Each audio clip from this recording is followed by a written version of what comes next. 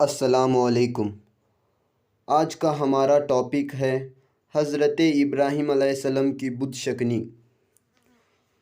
حضرت ابراہیم علیہ السلام نے بت پرستی کے معاملے میں پہلے تو اپنی قوم سے مناظرہ کر کے حق کو ظاہر کر دیا، مگر لوگوں نے حق کو قبول نہیں کیا، بلکہ یہ کہہ کر کہ کل ہماری عید کا دن ہے اور ہمارا ایک بہت بڑا میلہ لگے گا، آپ وہاں تشریف لا کر دیکھیے کہ ہمارے دین میں کیسا لطف اور کیسی بہار ہے۔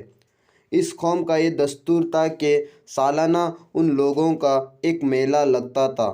لوگ ایک جنگل میں جمع ہوتے اور دن بھر مستی میں مشغول رہ کر شام کے وقت بت خانے میں جا کر بتوں کی پوجا کرتے اور بتوں کے چڑھاوے، مٹھائیوں اور کھانوں کو پرساد کے طور پر کھاتے۔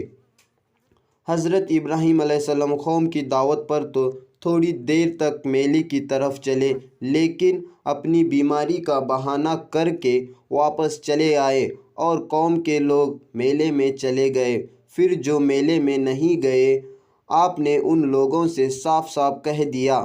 ترجمہ: اور مجھے اللہ کی قسم ہے، میں تمہارے بتوں کا برا چاہوں گا، بعد اس کے تم پھر جاؤ پیٹھ دے کر۔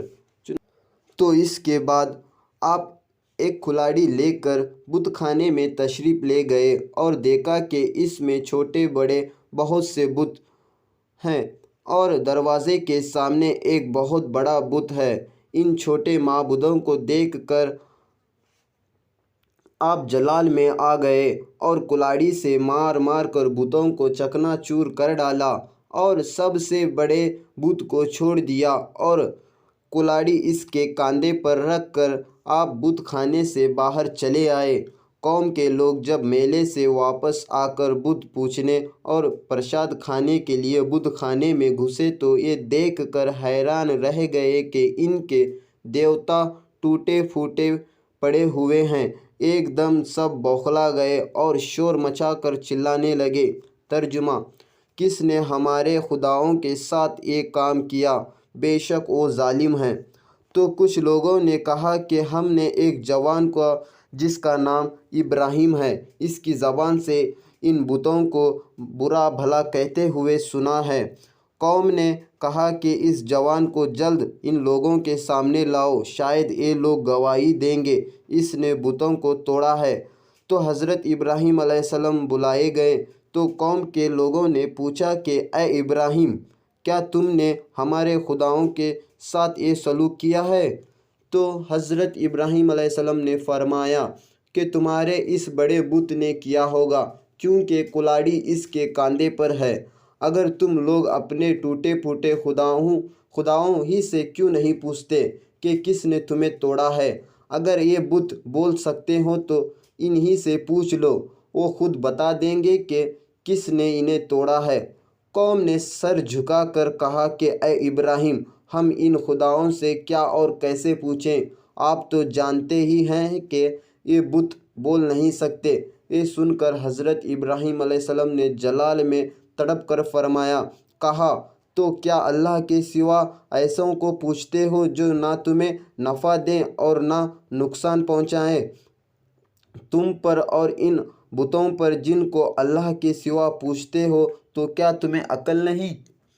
آپ کی اس حق گواہی کا نعرہ سن کر قوم نے کوئی جواب نہیں دیا، بلکہ شور مچایا اور چلا چلا کر بت پرستوں کو بلایا اور بت پرستوں نے کہا، ان کو جلا دو اور اپنے خداؤں کی مدد کر اگر تمہیں کرنا ہے۔